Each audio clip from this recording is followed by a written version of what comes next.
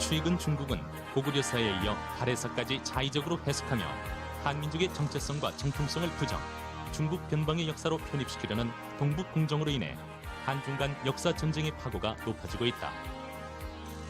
발해사 왜곡을 통해 중국이 얻고자 하는 것은 과연 무엇인가? 이러한 움직임에 우리 민족의 정체성을 지키고자 심혈을 기울이고 있는 바로 이 사람, 경성대 사학과 한규철 교수다.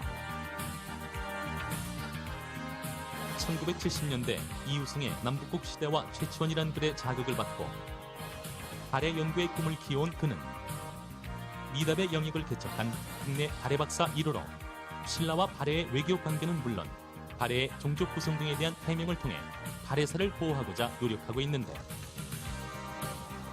발해사가 한국사에서 너무 공백으로 남아있고 내가 할 부분이 뭔가를 생각했을 때 발해사가 내가 좀 할 수 있는 역할이 있다, 이 생각에서 발해를 좀 무모하게 뛰어들었습니다. 고대사를 바로 안다는 것이 인간답게 살기 위해 충족되어야 할 정체성에 대한 자각과 통한다면 이제 우리는 중국의 논리를 넘어설 수 있는 사관을 확립하는 것이 무엇보다 필요하지 않을까. 발해사에 대해서 중국에서는 그들의 교과서에 당나라의 지방정권, 즉 중국사라고 기록하고 교육하고 있습니다. 그런데 이 발해사는 알다시피 고구려와 함께 우리들의 조상의 역사고 우리는 또 발해의 후손들입니다. 때문에 우리는 발해를 잘 알고 대처해야 된다고 생각합니다. 특별한 강의, 역사 특강, 발해사 바로 알기 그 첫 번째 시간, 발해사란 무엇인가?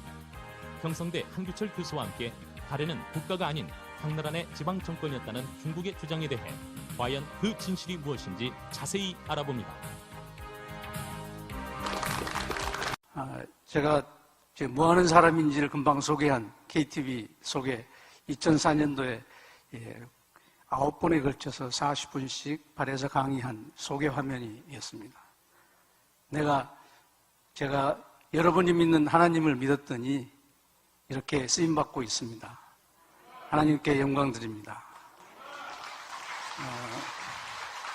그러면 오늘 얘기할 것들을 잠깐 이야기 순서를 말씀드리겠습니다. 우리는 역사적으로 어느 시대에 살고 있는가? 제목이 조금 복잡하죠. 통일운동 시대 좀 들어보셨습니까? 남북 분단 시대란 말은 많이 듣는데 통일운동 시대, 이것은 뭐 뜻이 있는 제목 같지 않습니까? 그래서 통일운동 시대라는 얘기를 잠깐 하고, 또 선교 시각에서 봤다, 이 영역이 많이 있습니다. 선교 영역이라고도 볼 수 있는데, 선교를 누구한테 선교를 하면은 더 쉽겠습니까? 아는 사람한테 하면 좋겠죠?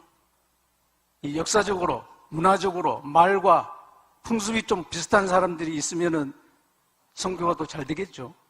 이런 측면에서 우리가 살았던 역사 영역, 그리고 문화 영역, 선교 영역에 대해서, 그 다음에 우리가 역사를 잃어버리면 어떻게 되겠는가? 중앙청 흘렸죠. 일본에 있는 관광객들이 제일 먼저 많이 왔던 곳이 중앙청이었습니다. 헐어버린. 우리는 관광 수입은 있지만은, 저는 중앙청 흐르는 걸 반대했지만은 흘렸어요. 우리가 식민지 역사가 있죠. 그런가 하면 우리 성경에서 보고 있는 이스라엘도 마지막 역사가 있습니다. 우리 선교 훈련, 우리가 성지순례에서 이스라엘의 마사다 유적도 가봤을 겁니다. 거기도 잠깐 보고, 고구려와 발해 영역을 통해서 본 한국사 영역. 고구려와 발해가 제일 영역적으로 넓었습니다. 제가 하는 발해는 고구려의 1.5배, 우리 민족사 최대 영역 84만 제곱킬로미터, 80만 제곱킬로미터가 넘었어요. 우리 남한이 10만 제곱킬로미터 정도 됩니다. 북한이 남한보다 큽니까? 적습니까? 큽니다. 12만 제곱킬로미터. 그래서 이 남북이 22만 제곱킬로미터 되는데 발해가 80만 제곱킬로미터가 넘었다. 그리고 고구려사가 한국사라고 생각합니까? 저 동북공정으로 얘기하면은 고구려가 한국사 아니래요. 당나라의 지방정권이래요. 제가 하는 발에 마찬가지죠. 그래가지고 중국에서 동북공정하기 때문에 제가 좀 떴습니다. 저는 고구려 발해가 한국사다라고 하는 것을 오래전부터 해왔기 때문에 발해 고구려 해가지고 취직 잘 안 돼요, 이게. 그런데 하나님의 인도하심이 있어서 제가 발해를 했습니다. 그리고 고구려 계승국인 발해국에 대해서 좀 얘기할 거고, 한국사 유적을 볼 때 어떤 시각에서 볼 것인가? 우리가 유적 간다고 하면 절에 많이 가죠? 또 성원에도 가죠? 기독교인들이 조금 저항감이 좀 있기도 해요. 기독교인들이 그런 데 가서 어떤 생각, 어떤 감상법을 좀 내가 말씀을 드립니다. 그 다음에 만주 지역, 현 중국 동북부, 특히 동북부 지역에 대한 얘기를 한국사 유적을 통해서 얘기를 해봅니다. 러시아 지역에서 한국사 유적도 있습니다. 거기도 한번 보겠고, 또 북한의 고대와 현대, 제가 북한 금강산, 개성, 평양, 묘양산 다 가봤습니다. 그 그림들도 사진을, 오늘 사진이 100장 넘게 볼 겁니다. 좀 빨리빨리 볼 겁니다. 그리고 마지막으로 독일 통일에서 배운다. 지금 남북분단이 돼가지고 우리는 반도에 산다고 생각하고 있죠? 그런데 우리는 섬에 살고 있어요, 섬에. 왜? 북을 열차 타고 못 가잖아요.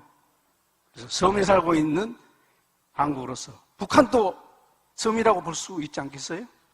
그래서 오늘 마지막으로 기도로 마치도록 하겠습니다. 그 다음에 이제 우리 한국사가 전개되는 시대 구분, 고조선, 삼한, 삼국 들어보셨죠? 남북국 시대라고는 잘 안 들어봤을 겁니다. 신라와 발해를 남북국 시대라고 그래요. 신라 발해. 제가 연구하는 발해, 229년간 있었던 발해 역사입니다. 발해 제국이라고 그래요. 신라, 통일신라라고도 하지만 저는 그냥 신라와 발해 그럽니다. 고려, 조선 시대가 있었고 독립운동 시대다, 저는 그렇게 얘기합니다. 일제시대라고 많이 들어보셨죠? 일제시대 하면은 한국사 같아요, 일본사 같아요? 일본 제국주의, 식민지, 일본 역사에서는 한국의 식민지 시대를 안 가르칠까요? 일본의 역사의 일부로서 가르치고 있습니다. 그러면 한국인들은 뭐예요? 우리들의 입장에서는 독립운동 시대다, 이렇게 표현하는 게 맞다, 그런 얘기죠. 그래서 저는 독립운동 시대다, 이렇게 얘기하고, 또 지금 우리가 살고 있는 남북 분단 시대다, 이건 외국인들은 그렇게 얘기할 수 있어요. 외국인들은 남북 분단이 되어 있으니까. 그런데 우리는 통일 의지를 가지고 있는, 통일이 돼야 되는 사명감을 가지고 있는 한국인들은 통일운동 시대에 산다고 하는 것이 보다 의지적 표현이다. 이 통일운동 시대란 말을 70년대에는 마음대로 못했어요. 그러면 블랙리스트에 들어가 있었습니다. 요즘에는 마음대로 할 수 있죠. 그 다음에 영역에 대해서 군사 정치 영역 많이 아시겠죠? 우리가 보통 얘기하면은 국방 안보, 정치 군사적으로 지켜야 될 영역입니다. 그런 다음에 역사 영역이 있어요. 현대 이전에 정치 공동체로 살았던 사람들의 범위입니다. 고조선 부여, 고구려 발해. 고구려 발해 등을 제가 많이 얘기합니다. 그래서 중국의 동북부, 우리가 얘기하는 만주 지방을 제가 주로 얘기할 겁니다. 근데 역사 안보라는 얘기도 있어요. 왜? 아까 고구려사가 중국사라고 하잖아요. 당나라 역사. 고구려가 당나라의 지방정권이다라고 학문적으로 표현해요. 근데 쉽게 얘기해서는 고구려가 중국사다, 이렇게 하는데 이걸 지켜야 된다 하는 측면에서 역사 안보라는 말이에요. 안보라는 말이 역사에도 들어간단 말이에요. 이 군사적인 안보만 아니라. 그 다음에 문화 영역이 있습니다. 이 말과 풍속이 같았던 사람들의 범위를 문화 영역이라고 할 수 있어요. 이 문화에는 이 안보라는 말을 잘 안 쓰죠. 문화는 서로 소통을 하고 누구나가 다 통할 수 있는 부분이니까. 한류, 한국인들만 즐겨야 하면 됩니까? 이것은 경계가 없는 부분이죠. 경제 영역, 우리가 많이 팔아야 되겠죠. 그 다음에 선교 영역. 우리가 조금 비슷한 사람들한테 선교하기가 좋아요. 북한 사람, 특히 잘 되겠죠. 잘 될 수 있죠. 평양 하면은 우리 선교의 중심지였습니다. 제가 평양에 대해서 좀 얘기를 더 많이 할 것입니다.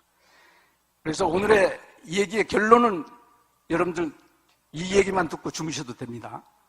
결론 1과 2번. 우리 조상들이 먹고 살며 희로애락을 같이 했던 지역과 흔적을 좀 살펴보았다. 이렇게 한번 보았다. 사진 100여 장을 통해서 보았다. 결론 둘, 섬나라에서 벗어나 대륙을 생각하며 통일을 생각했다. 선교를 위해서. 왜 통일이 돼야 된다고요? 선교를 위해서 통일해야 된다. 얘기가 됩니까? 선교를, 우리 기독교인들은 선교를 위해서 통일을 해야 북한 사람하고 만나죠. 또 같은 역사와 문화 영역 속에서 함께 잘 살기 위해서, 이걸 조금 고급스럽게 이 평화와 번영을 위해서, 그냥 우리가 잘 살기 위해서, 함께 잘 살기 위해서 통일이 돼야 된다.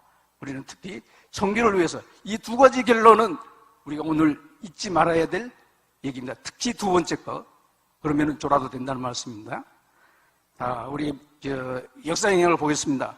고조선과 고구려 넓지요? 우리 반도 밑에 조그맣게 되어 있는데, 그 다음에 이것은 중국의 고구려 성이 분포되어 있는데, 고구려 사람들이 만든 성들이 분포가 이렇게 점점이 되어 있어요. 성이 있었다는 것은 고구려인들이 만들었고, 문화의 분포가 그렇게 되어 있다는 거예요. 문화적으로 분포가. 우리하고 말과 풍속이 같았던 사람들의 문화가 이런 범주를 가지고 있다. 이 발해에 있어서도 마찬가지입니다. 그 다음에 이 발해 유적이 나온 곳, 러시아의 연해주 지역을 포함해가지고, 연해주 지역 오른쪽 지역을, 여기 이 지역 오른쪽에 있는 지역을 연해주라고 합니다. 그 다음에 이 발해와 고구려 땅이 비슷하죠? 고구려 지역에서 발해가 이어졌습니다. 그런데 발해는 고구려 사람들이 세운 나라가 아니라 말갈 사람이 세운 나라다. 들어보셨죠? 혹시 시험 나오면 지배층은 고구려이면 피지배계층은 말갈이다 해서 말갈은 우리하고 관계없는 것처럼 얘기하는 경우가 많아요. 근데 고구려 땅에 세워진 발해가 어떻게 이 말갈의 역사냐? 말갈 사람들이 종족을 갑자기 번식을 했겠어요? 그런데 말갈이라는 사람이 어떤 사람인가 하는 것을 제가 연구하는 사람 중에 한 사람입니다. 그런데 지도를 이렇게만 보지 말고 대륙적 시각에서 한번 보자. 대륙적 시각. 지도가 거꾸로 되어 있습니까? 글자를 보니까 거꾸로가 맞습니까? 글자를 보니까 거꾸로가 아니에요. 우리는 이런 대륙적 시각에서 우리의 한반도, 우리의 역사를 볼 필요가 있다. 지금 대개 고구려 발해는 신년 특집에 많이 나와요. 기계를, 총선인들이 기계를 살핀다 뭐 해가지고. 그러면 이제 이건 뭐냐? 섬나라로 살고 있는 남북한. 이 신라에서 뚝 떨어져 있죠, 지금. 북쪽에서 뚝 떨어져 있죠. 우리는 북을 가지 못하니까 섬나라로 이렇게 살고 있어요. 이 거꾸로 대륙적 시각에서 봐도 섬나라예요. 중국에서 이는 비행기 타고 오잖아요. 북한 통해서 오지 못하잖아요. 우리가 얼마든지 우리 자동차 타고 중국 가야만 되는데 못 가고 있어요. 이것이 통일운동 시대에서 본 우리들의 역사 영역, 우리가 통일의 당위성을 이렇게도 표현할 수 있다. 이 지도 처음 보셨죠? 이런 지도? 섬나라인 지도? 제가 이거 만든다고 시간 좀 걸렸습니다.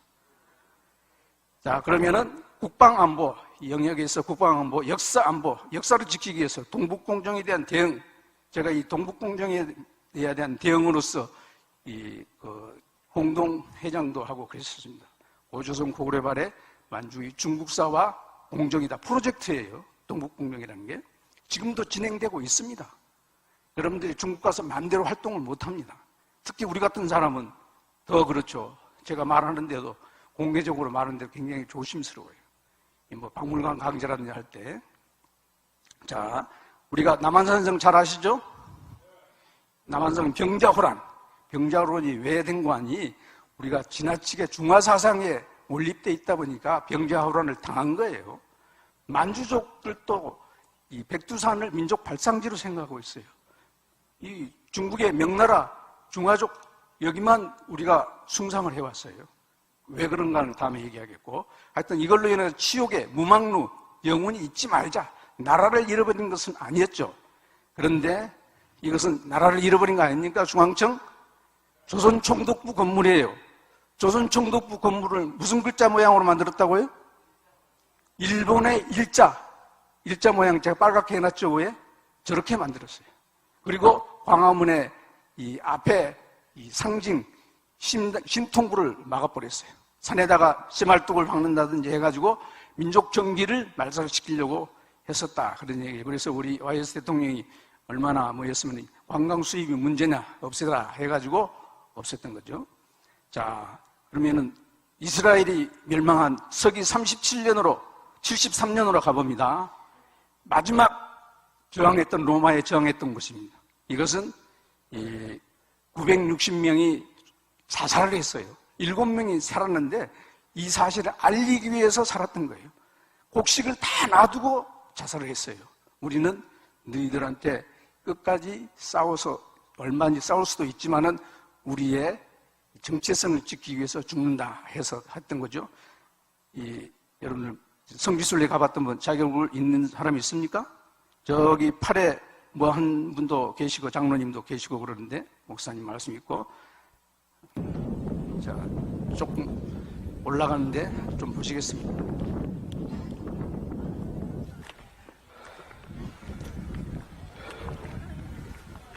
숨을 헛떡거리고 올라가죠. 화이팅! 힘내세요, 힘내세요. 힘내라고 부릅니다. 누구 목소리 같아요? 나라가 이렇게 약한 나라가 되지 않도록 도와주시옵소서. 강세한 나라가 되게 하여 주시고 멸시받는 나라가 되지 않게 하시고 신임받는 나라가 되지 않도록 도와주시기를 원하옵나이다. 지배받는 나라가 되지 않도록 도와주시옵소서. 자, 그 정도까지 목사님 중간에 스톱해서 죄송합니다. 그러면은 동북공정, 중국은 왜 동북공정을 이렇게 여성적으로 할까요? 중국은 주변에 약 20개국 나라가 주변에 쌓여 있습니다. 그리고 민족이 56개, 중국 한족까지 56개예요. 소수민족 55개라고만 자꾸 얘기하는데 소수민족들이 다 중국 한족이 됐어요, 많이. 그래서 이 동북쪽에 있는 역사를 모두가 다 옛날에는 한국사였다가 조선사였었다가 지금 중국사가 되었다 이렇게 얘기하는 게 순서가 맞죠. 그러니까 그렇게 얘기해야 되는데 지금 중국이니까 옛날도 중국이었다 이렇게 억지로 쓰는 거예요. 억지로 쓰면 된대요. 왜? 힘이 강하니까. 그런 논리를 엉터리입니다. 맞습니다. 자, 그러면은 고구려가 왜 한국사냐? 삼국사기에 고구려병기가 있기 때문입니다. 삼국사기 누구의 역사책이에요? 한국인들의 고대 역사책입니다. 이거 잘 모르는 경우가 많아요. 국사책이 있으니까 고구려가 우리 역사책이지. 삼국사기를 중국 사람이 자기들 역사책이라고 합니까? 안 그래요. 한국인들만이 고구려 후손을 자처하고 있어요. 한국인들만이 발해 후손을 자처하고 있어요. 중국의 한족들이 고구려 발해 후손을 자처하고 있습니까? 이것만으로도 우리는 고구려 발해 후손이다. 발해는 어떤 나라 왕조였는가? 간단하게 얘기하면은 스스로 연호, 지금 2018년 서력기원 이런 것이 주체성어에 해당되는데 전 당나라 연호를 썼어요. 다 신라도 그렇고. 그런데 발해는 자기 스스로의 연호를 썼습니다. 고구려 땅에 세워졌다 했죠. 또 말갈 왕조가 아니다. 고구려 땅에 세워졌기 때문에 말갈은 변두리에 있는 사람을 말갈이에요. 서울 사람들이 부산 사람을 부산 말갈 그래요.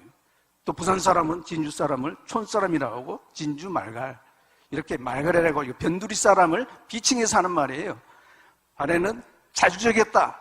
나름대로 자기들의 스스로 연호를 당나라 개의치 않고 당나라 공격도 해요. 군사 공격도 합니다.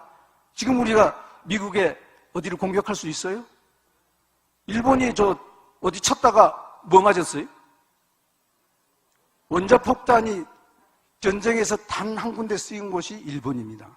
전쟁에서 원자폭탄 쓰인 적이 없어요. 일본만 썼어요. 왜? 미국을 쳤기 때문에. 북한이 뭐 친다고 ICBM 하고 했던 것이 그런 거다 관계되어 있습니다. 국제적이었던 발해적이겠다. 대륙적으로 봐서 뻗어나가는 발해 아닙니까? 그리고 발해는 멸망 후에 그 사람들이 어떻게 되겠습니까? 발해 사람들이. 발해 사람들이 고려로 고려 사람이 되고 거란과 여진 사람이 됐습니다. 한국에 지금도 발해 후손을 자처하는 사람들이 있습니다. 대조영 후손을 자처하는 황손들이 한국에 살고 있습니다. 황손들이 이 사람들 한번 볼까요? 발해마을이 경북 경산에 있습니다. 이 발해마을이라고 공식적으로 국가에서 이름도 지어줬어요. 경산시 송백면에 발해마을이 있습니다. 이 답사를 한번 했죠. 우리 답사팀들이 있습니다. 우리 교회 사람들이 많이 있죠? 제가 가까운 교구 사람과 산회 사람들 모시고 한번 갔던 적이 있습니다. 자, 그러면은 한국 사회 유적을 볼 때 어떻게 볼 것이냐? 신앙적으로 볼 것이냐? 아니죠.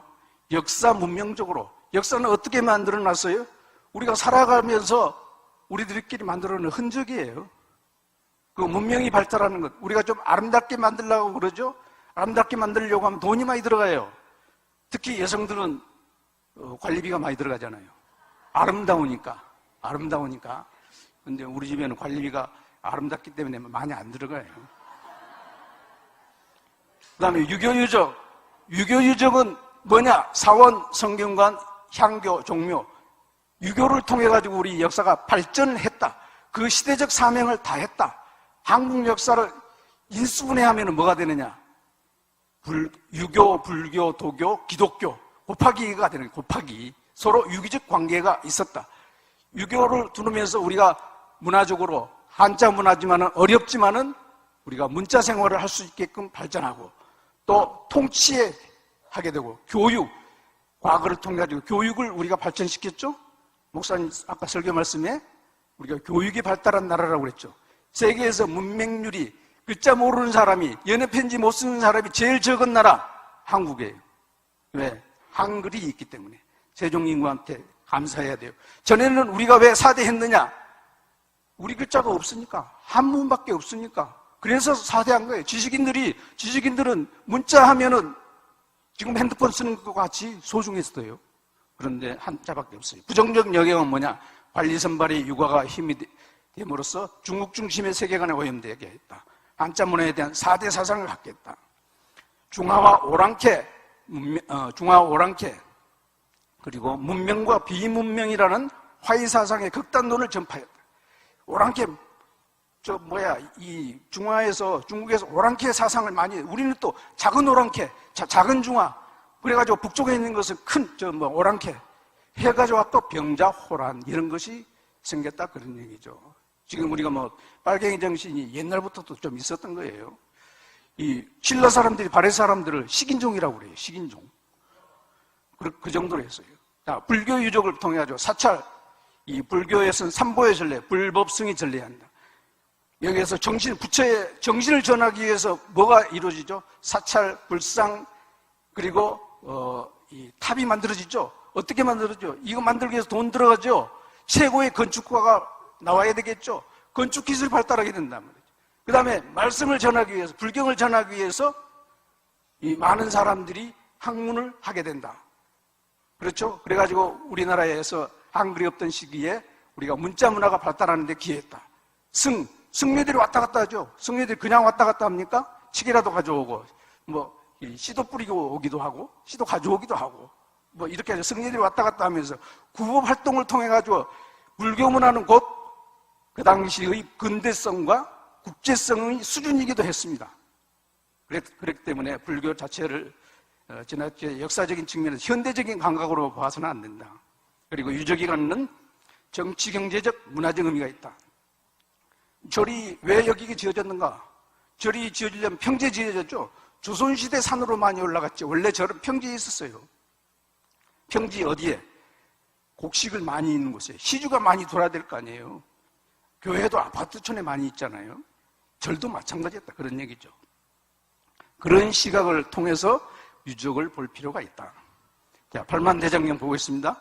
법보종찰이라고 그래요. 해인사, 바다의 도장인이죠.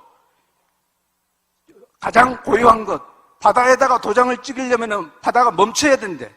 바다가 멈출 정도로 고요함을 의미하는 해인사예요.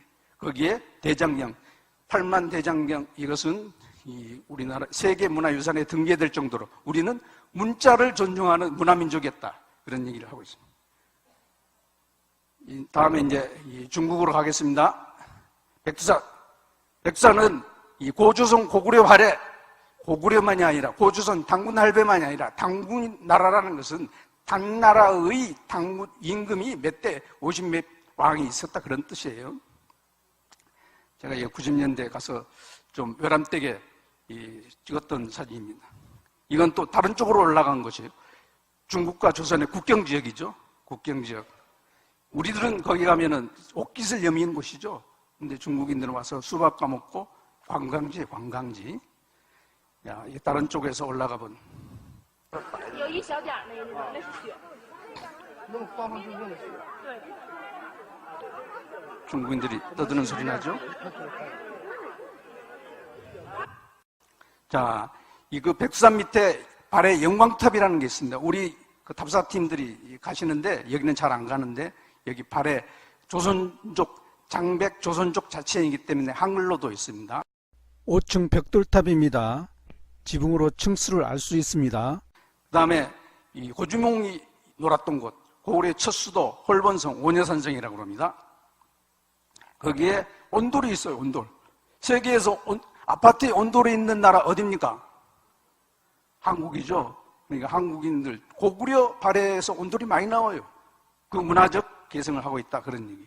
그 다음에 백암성. 이것은 고구려인들이 수당을 지키기 위해서 쌓았던 성. 이 백암성을 보고 있습니다. 그 다음에 여기는 안희성, 당태종이 눈 하나를 잃었다는 그 전하기도 하는 안희성이기도 합니다. 여기는 한국인들이 못 들어가요, 여기. 여기 들어갔다가는 큰일 나요. 여기 사진은 다른 분이 찍은 건데, 저도 한번 무모하게 한번 들어갔다 나온 적이 있어요. 사진 좀 찍어가지고. 그래서 고구려 전공하는 사람 못 들어가는데, 발해 전공하는 사람 들어갔었어요. 자, 여기는, 이 광개통 비가 있죠. 한쪽은 이 비각이 설치되기 전에 시기하고, 이 보호각이 되고 난 이후, 이 집안에 가면은 이런 벽화 고분들이 많이 나와요. 벽화는 세계적으로 유명합니다. 그래서 세계 문화유산이 등재가 돼 있죠. 사신도, 좌청룡, 우백호, 북현무, 남주작, 학생들 많이 외우는 것이에요. 이게. 고구려 벽화 외운다고 아주 힘이 들 때 교과서에도 많이 나와요. 여러분들 알 필요가 없어. 그런 게 있었다 하면 되죠. 여기는 국내성터 지방, 그 다음에 여기는 장군총, 동양의 피라밋 이렇게 자랑하기도 하는 것이죠. 아마 장수왕의 능이일 것이다. 이 능을 이렇게 만든다는 것은 얼마만큼 힘이 있었겠습니까? 힘이 있어야만 만드는 것이죠. 이 통구 고분군, 여기도 마찬가지 고총고분이라고 해요. 봉군을 돌로 쌓다 해서 고총고분이라고 그래요. 환도산성, 궁을 지키는 산성이 이렇게 있습니다. 다음은 발해로 가겠습니다. 중국의 발해 땅. 옆에 있는 대조영 영정이 있죠. 영정이 있는데 표준 영정이에요. 문화관광부에 등록되어 있습니다. 모자도 이 왕관도 추토된 걸로 이렇게 만들었어요. 여기 첫 건국터 동모산이라는 데입니다. 조금 이 사주 경계가 잘 되는 곳이어야 되겠죠. 위에서 내려다보는 곳이고, 그 다음에 육정산 고분군. 사람이 사는 곳에는 무덤이 있겠죠. 왕들의 무덤 잘 써야 되겠죠. 이것을 통해 가지고 우리는 역사의 흔적을 알아낸다. 역사의 흔적을 알아내는 것도 무덤, 그리고 쓰레기통 이런 데서 많이 역사의 흔적을 알아내요. 아마 지금 어디 가서 막 내셔널 소니제품이 많이 나오면 한 1000년 있다가 여기 일본 식민지였는가 이런 얘기를 할 수도 있단 말이죠. 그래서 쓰레기통 뒤져가지고 함부로 판단하는 게 아니다. 육정산 연무덤대가 돼 있어요. 여기가 조선족 자시주인데 여기다가 누가 잘못 한글을 모르는 사람이 이렇게 해놨죠. 다음에는 상경성, 흑룡광석을 갑니다. 흑룡광석, 상경성, 궁성을 보고 있습니다. 여기에 그 남문 오봉로 축대가 있고요. 여기에 지금 석등이 있는데 6m 석등 이런 것이 있다는 것은 건축술이 발달했다는 것을 의미하고 그 당시 문화의 수준이 이 정도 됐다. 사람이 서 있는데 꽤 높죠. 여기 그 무덤입니다. 상경성 왕들의 무덤 옆이죠. 근데 입구가 막혀 있어요. 막혀 있는 거 사진을 찍으니까 이렇게 되는데 이건 90년 초반에는 이렇게 찍었어요. 조선일보에도 크게 나왔던 건데 옆에 있는 것은 한국인들이 와서 자꾸 사진 찍고 하니까는 못 들어가게 막아버려서 이렇게.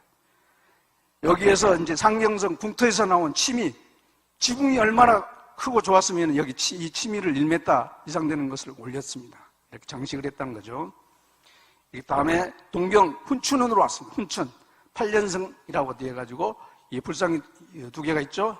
8년성도 동경 수도를 한 10년 정도 삼았던 곳입니다. 그런데 십자가가 불상에 걸려 있어요.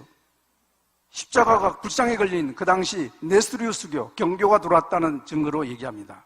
예네주에 있는 십자가 아브리코스 절터에서 나온 것도 확인할 수 있습니다. 그 다음에 이 벽화, 세계적으로 이 벽화, 한국 고구려 벽화는 꽤 유명합니다. 그런데 발해에도 이런 정묘, 공주묘, 발해 문항의 넷째 딸, 학생들이 많이 해오는 거예요. 넷째 딸, 둘째 딸. 둘째 딸은 정해 공주묘거든요. 그래가지고 들어가지도 못합니다. 우리는 사진으로만 보고 있는 거죠. 궁에서 흐른 기왓장을 보고 있습니다. 이 서고성터, 그 다음에 일송유적지, 일송정 많이 들어보셨죠? 여기서는 길림성 용정시, 룽징시, 용정시.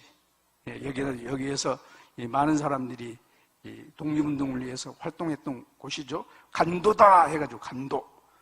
그 다음에 두만강의 북경 중국과 북한을 경계하는 곳입니다.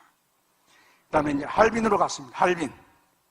할빈으로 갔는데 안중근 의사 들어보셨죠? 이토 히로부미를 쏴 죽인 이유를 그는 얘기하고 있어요.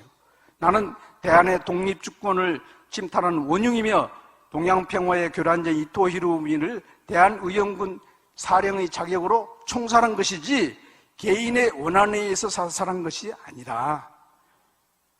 중국인들이 이렇게 자기 어떤 그 독립운동을 방해하는 사람을 이렇게 살해하고 했다는 얘기 많이 들어봤습니까? 윤봉길 의사가 폭탄 내세우고, 그래서 중국 사람들이 굉장히 한국인들을 부러워해. 지금도 아마 이 한국 현대 정치사도 중국인들이 꽤 부러워할 것 같다. 한국 사드 때문에 지금 중국 관광객들 못 오는 게 아니라 한국 정치 배울까봐 못 오게 하는 것 같아, 내 기분에.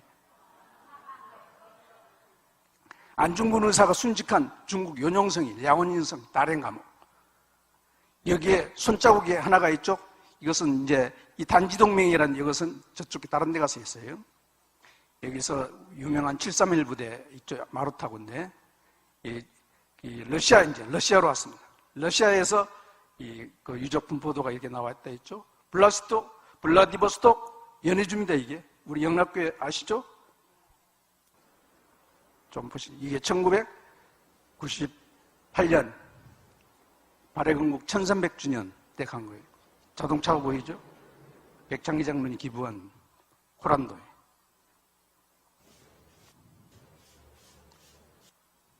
안녕하십니까. 부산 영락교에서 파송한 러시아 블라디보스톡의 성상추한 선교사입니다. 여러분들의 기도와 은혜 가운데 이렇게 아름다운 하나님의 성전과 선교센터가 이제 마무리 공사를 다 마치게 됨을 하나님께 감사드립니다. 네, 그 정도까지 보겠습니다. 그 다음에 연해주에는 이상설, 헤이건 빌사 아시죠? 이상전 열사의 위호비가 있기도 합니다. 블레스톡에 있고, 또 신안촌, 거기에 많은 교포들이, 우리 이제, 러시아에는 고려인이라고, 중국에는 조선족이라고, 미국 가면은 누구라고 합니까? 우리 교포들을 또 부르는, 하여튼 미국 가면은 다 기독교인이 되어오고 그러죠? 하여튼 이런 모임이 있었대요. 여기 단지동맹, 안중근이 손가락 잘라가서 독립을 결연히 맺었던 곳이 연해주 지역에 있습니다. 그래서 그라스키노 주변에 단지동맹이 있습니다. 이게 또 장도민 선생 발해 절터 발견 기념비. 장도민이 어떤 분인가 하니 이 신채호 선생과 같이 대한매일 신분 주필이었습니다. 그리고 그 평안도에서 우리 한경림 목사님 은사이기도 하고 당국대학을 설립하시기도 한데 그 아들이 지금 장치혁 씨라고 고려 합성, 자기 대조영 이름을 따고 장치영, 이렇게 왕건 이름을 따서 장치건, 아들들 이름을 전부 그렇게 지었어요.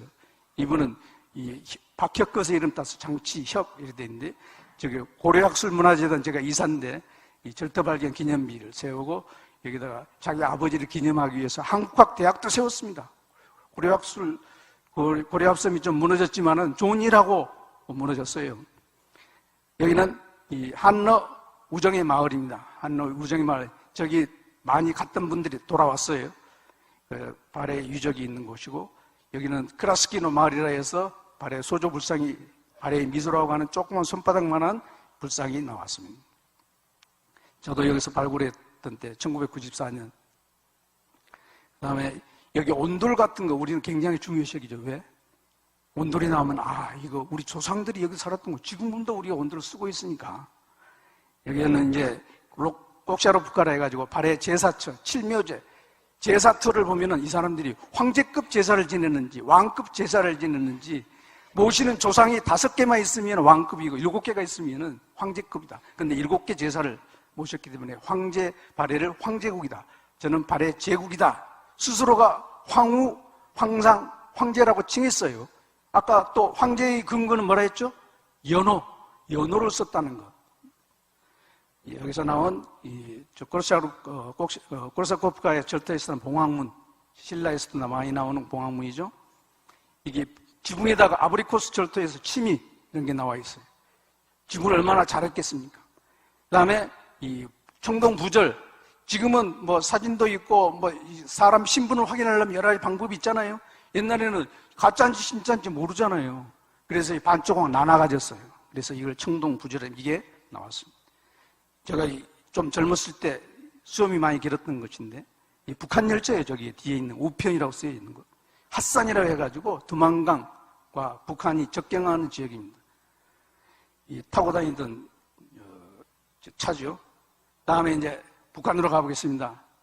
북한은 많이 달라졌습니다. 환경남북도가 있지만 황해남북도가 있고 자강도라든지 양강도라든지 이런 곳이 새로 생겼어요.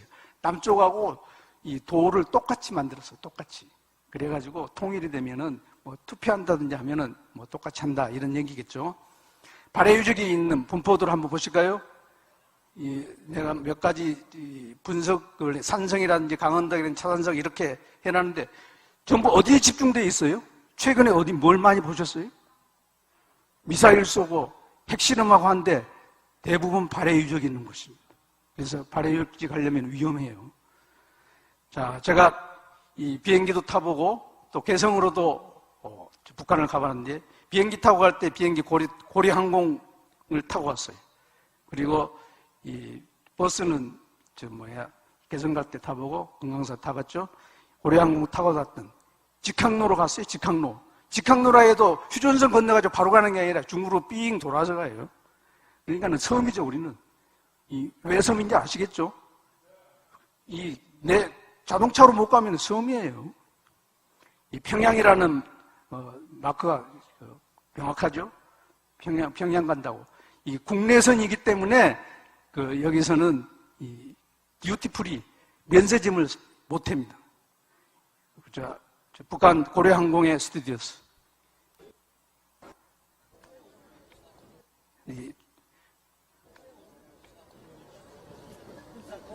순안공항입니다. 순안공항에 내렸을 때 SBS 방송국과 같이 가서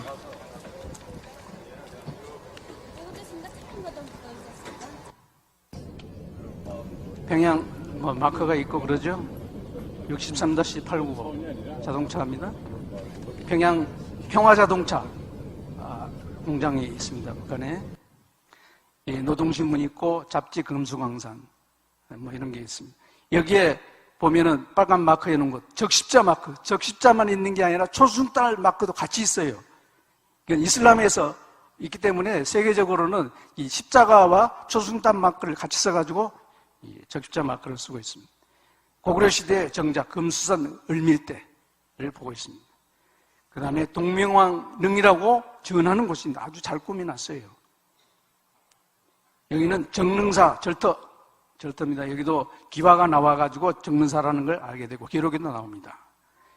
여기에 예불 드리는 승려들 보세요. 머리가 길었죠? 이분들이 승려인지 아닌지는 잘 모르는데 뒤에 머리에 흰 머리 있는 분은 부산 사람입니다. 옥류관을 가봅니다. 옥류관. 옥류관 많이 들었죠? 평양냉면? 제가 평양냉면 먹었다고 좀 얘기를 해도 될까 해가지고 한번 보여드립니다.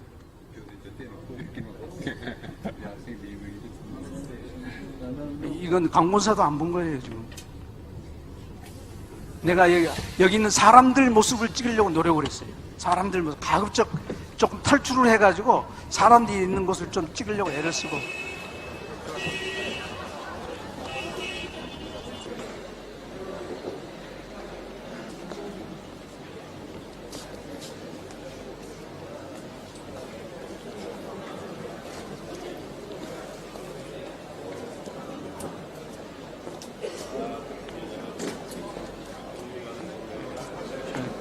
빨리 안 나와. 제가 먹었던 냉면. 민족식당, 그 다음에 평양 당고기집. 당고기 뭔지 아시죠? 개고기, 당고기라고 그래요. 나는 비단고기, 당고기가 아닌 비단고기 먹었어요. 여기는 푸에블로가 대동강가에 이렇게 있습니다. 푸에블로가. 평양에 지하철 2호선이 있죠? 부흥역입니다. 부흥역. 굉장히 깊게 에스컬레이터가 들어가 있어요. 인민문화공전. 인민문화공전. 그 다음에 주체탑이라고 하는 곳에 앞에 보면은 군인들이 남녀, 그 자세히 보면 여자 군인들이 꽤 많더라고요. 여자 군인들이 많이 있어요. 그 다음에 조선역사박물관인데 안에서 사진 못 찍게 해서 밖에만 찍어놨어요. 그 발에 것도 좀 있는데 사진 찍으면 오히려 부끄러워서 그런 거예요. 다음에 이 학생 소년 궁전에 가서 하늘이 낸 날,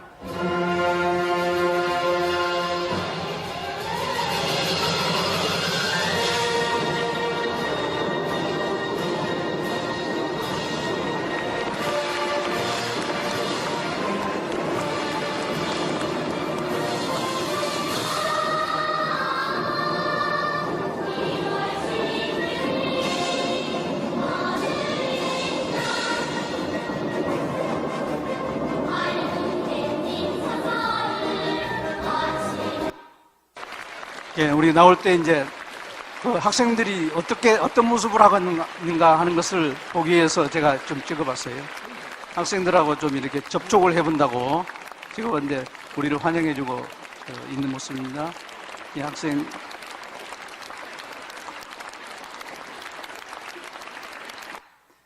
자, 이제 덕흥리 벽화무덤 세계문화유산에 등재된, 제가 이 속에 들어가서 사진 찍다가 사진기 뺏겼어요.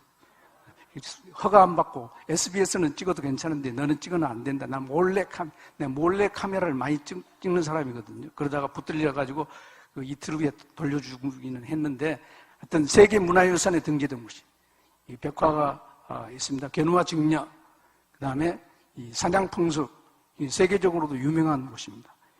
세계문화유산에 등재할 때 중국 발음인 까구리로 등재된 게 아니라 고구려로 등재되어 있어요. KOGURYO.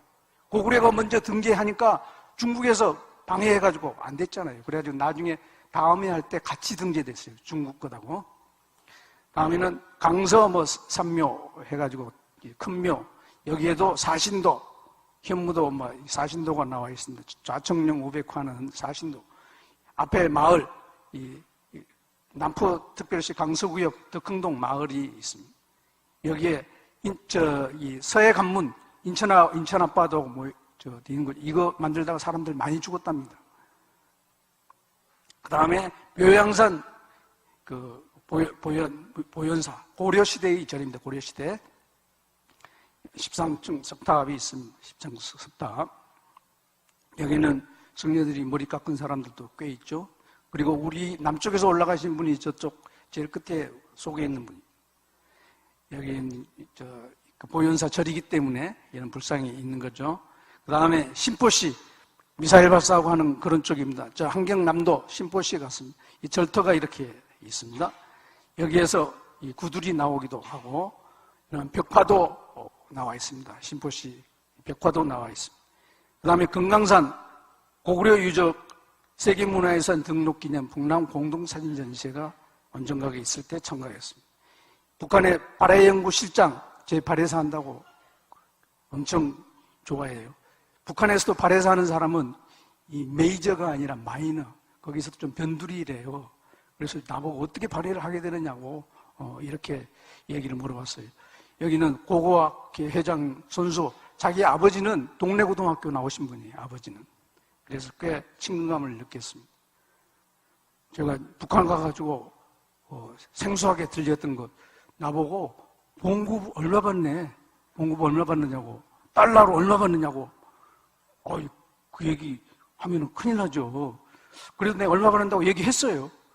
그 정도로 관심이 있어요. 누구나가 다 저 사람 얼마 받는 관심이 있겠잖아요. 그런 것도 물어봐. 여기는 이제 개성입니다. 개성에 만월대 세계문화유산에 등재된 곳입니다. 이것도 남북이 공동으로 발굴하고 있어요. 남북이 공동으로. 여기서 남쪽 학자가 설명을 하고 있습니다. 저 산을 한번 봐보세요. 산, 개성에 있는 산. 2017년 가을에는 지금 바로 앞쪽에 보시는 이 건물군 평양 앞쪽에 건물을 중심으로 벼랑이 돌아가고 있는 요 건물. 계십니다. 돌등, 석등 안내하는 분. 그 다음에 여기는 성균관, 조선시대 성균관도 있지만 고려시대 성균관도 있습니다. 공부하는 곳이에요. 이 당시 교육이라는 것은 전부 관리 선발을 위한 교육이었다. 그 다음에 여기는 태조 왕건 능입니다. 이 개성에 가서 10일 식사를 했습니다. 11가지. 제가 이제 평양에 있는 조선국민회를 잠깐 소개합니다. 조선국민회는 기독교 최초 항일 무장 비밀단체예요. 이거 1919년 이전에 활동했어요. 박용만이 이 하와이에 있는데 장일환, 강석봉이 하와이에서 귀국해가지고 평양 숭실학교 사람들을 모아가지고 만든 조선국민회예요. 그래가지고 들켜가지고 평양 감옥에서 8개월 징역살이 했어요. 박용만은 어떤 사람이냐? 한성 감옥에서 이승만하고 같이 있었던 사람이에요. 근데 미국 가가지고 이승만을 하와이에 오게 한 분이 박용만이야. 이승만하고 다른 점은 이승만은 외교 독립론자고 박용만은 무장투쟁론자예요. 여기에서 그래가지고 항일 무장 권총을 대기다리 했어요. 기독교 계통에서 이런 비밀단체가 있었어요. 근데 이게 많이 안 알려진 건 뭐냐? 여기에 김일성 아버지 김영직이 있기 때문에 그런 게 아닌가. 그 유명한 또 배민수 목사님이 있어요. 배민수 목사님은 지금 연세우유 나오죠. 낙농학과 연세우유 나오게 하는 땅을 기증한 분이 바로 배민수 목사예요. 같이 평양 감옥에 있었던 분들입니다. 삼회교회가, 배민수 목사의 교회가 지금 연세대학교 캠퍼스에 있습니다. 이때 회장이었던 장일환은 그때 순직합니다. 배민수한테 이런 얘기하는데 그 신앙의 얘기를 합니다. 주님과 평화로운 천국에 같이 갈 수 있다면 그게 더 나을 거야. 너무 힘들다. 그런 얘기예요. 주님의 곁에서 항상 널 위해 기도해 줄게. 우리의 독립을 쟁취하는 그날까지 용기를 잃지 마. 민수야, 먼저 죽는 것이냐가 문제지. 언제 죽느냐 우리는 다 같은 곳에서 만날 거야. 값지게 죽는 것이 뜻없이 사는 것보다 가치가 있을 거야 하면서 서로 위로하고, 장이라는 회장은 곧 죽습니다. 그 배민수 목사는 프린스턴 대학 가가지고 활동을 그 뒤에 하고 자유동 활동도 조금 합니다. 여기에 같이 참가했던 강석봉의 애국지사 묘역입니다. 저하고 좀 관계가 있어요. 제 외삼촌이에요. 제 외삼촌. 이건 제가 고대사 하면서 조사한다고 해먹었습니다. 그래가지고 이 평양 감옥에 있고 목포 3.1 만세, 4.8 독립만세 주도했다가 2년 재판, 골석 재판. 그래가지고 나중에 잡혀가지고 1년 감옥살이 합니다. 나라에서 건국훈장, 애국장. 무심히 돋눈해야 어제의 고통을 아는가? 내일의 소망을 아는가? 독립에 바치신 몸. 통일조국 산하에서 부활하는 그날까지 편안한 잠 주무소서. 통일과 부활의 마음을 담아서 제가 이렇게 비문을 썼습니다. 이 아들은 특수임무자가 뭐 하는 사람들이에요? 북파공작원이에요. 북파공작원. 강종천 북파공작원. 옆에 대전 국립묘지에 강재원이에요. 여기 강성숙이 이름이 있어요. 딸이라고. 그 다음에 제 형님입니다. 한재문, 한재삼. 동작동 국립묘지에 이름만 이렇게 써져 있습니다. 그리고 제 형님 중에는 동네에서 북쪽에 를 위해서 했다고 죽은 사람도 있습니다. 북중러의 한국사회적을 통해서 섬나라 분단을 극복하고 대륙적 시각에서 통일을 생각해보자. 이 분단된 섬나라인 이것을 극복하고, 통일 방법은 독일에서 이렇게 생각해 본 겁니다. 독일에는 3인당, 사회민주당, 진보당이었어요. 동방정책을 썼다고, 동독지원정책. 그런데 보수당이 통일을 이뤄놨어요. 동방정책을 계승했어요. 도와주기. 그래서 통일될 때까지 얼마를 썼느냐? 580억 달러, 20년 동안 매년 29억 달러씩 동독을 지원했답니다. 특이한 것은 이 진보당인 3인당에서 보수당인 기민당이 됐음에도 동방정책을 포기하지 않았다. 동독 지원 정책을 포기하지 않았다. 우리하고 좀 비교가 되는 것이죠. 이런 부분은 우리가 통일을 위해서 어떤 지혜를 해야 할 것인가. 우리 박근혜 대통령이 20년간 우리는 북한에 30억 달러를 지원했다. 이렇게 하면서 그거 가지고 핵을 만들고 했다. 이렇게 하셨던 적이 있습니다. 우리가 작년까지만 해도 우리가 곧 전쟁이 날 것처럼 했죠. 요새는 트럼프를 못 믿겠어. 어떻게 될지를 모르겠고. 브란트가 무릎 꿇어서 독일은 패전국으로서 갈라진 거예요. 패전국으로서. 우리는 왜 갈라졌습니까? 소련하고 미국이 갈라먹은 거예요. 우리하고는 좀 다른 상황이에요. 이거 통일이 되면 이렇게 H자, 한반도 신경제 구상을 하겠다고 합니다. 이것이 아마 지난번 USB로 넘겨가는 게 아닌가 생각이 돼요. 그래서 북광로를 통하면은 12,000km, 14일 소요되는데 기존 항로는 24일 소요된다. 많이 단축되겠죠? 그래가지고 이 동북아 교량 역할을 충분히 할 수 있는 역할을 하겠다. 우리가 통일 후에는 조금 생각을 기대해 볼 만하죠. 그럼 기도로 마치겠습니다. 하나님 아버지, 통일운동 시대를 생각하게 하고 역사영역과 선교영역을 생각하는 시간을 갖게 하심에 감사합니다. 선교를 위해서도 통일되게 하여 주시고 우리가 앞장서게 하여 주시옵소서. 기독교계가 반통일 세력으로 지탄받지 않게 하여 주시옵고 평화와 사랑을 담아 주님의 뜻을 행하는 기독교인이 되게 하여 주시옵소서. 이야기 가운데 부족하였던 점 용서해 주시옵고 예수님 이름으로 기도합니다. 아멘.